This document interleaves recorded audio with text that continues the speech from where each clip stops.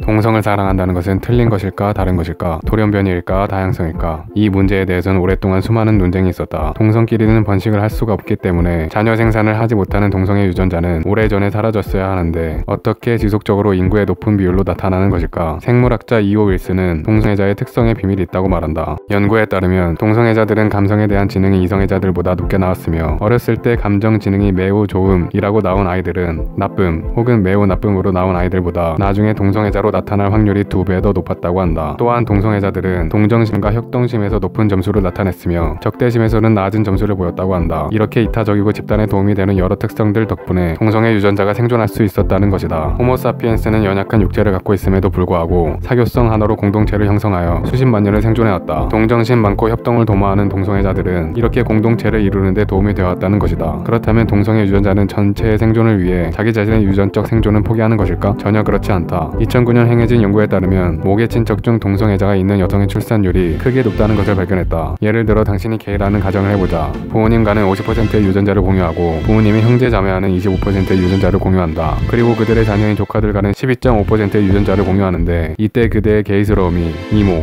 고모의 자녀 생산을 촉구한다면 경우에 따라 100%의 유전자를 남길 수도 있다. 이런 계산이 너무 기계적이라고 생각하는가? 꿀벌은 친입자가 나타나면 중조하지 않고 독침을 쏴 친입자를 제압한다. 1벌의 독침은 일회용으로 사용하고 나면 자신도 죽게 되는데, 이런 자살 행위가 가능한 이유는 인간과 다른 특이한 유전체계 덕분이다. 1벌은 자신의 자신과는 유전자의 50%만 공유하지만 수많은 자매 1벌들과는 유전자를 75%나 공유한다. 따라서 번식을 포기하더라도 친입자와 자폭하여 자매 1벌들을 살리는 것이 유전적으로 더 유리한 것이다. 자연에서 일어나는 이러한 유전적 계산은 놀라울 정도로 정밀하다. 심지어 인간 또한 자신의 조카 8명 혹은 부모의 형제 자매 4명 혹은 부모 2명이 생명의 위험에 처했을 때 자신의 목숨을 희생하여 구조를 한다는 가설도 있다. 이러한 유전자 지키기는 그 개체의 생존 방식에 따라 다양한 형태로 나타난다. 커다란 공동체를 이루고 살아가는 개미를 보자. 이 두 개미는 일랑성 쌍둥이다. 그러나 하나는 음식을 구해오는 일꾼 개미로 태어났고 하나는 집을 지키는 전투 개미로 태어났다. 공동체의 필요에 따라 태어날 때부터 역할이 정해져 버린 것이다. 지구상의 동물 중 가장 사회적 동물이라고 할 수 있는 우리 인간은 약 5%에서 10%가 동성애자라고 한다. 명수로 따지면 25명 중 2명 정도가 동성애자라는 말이 되는데,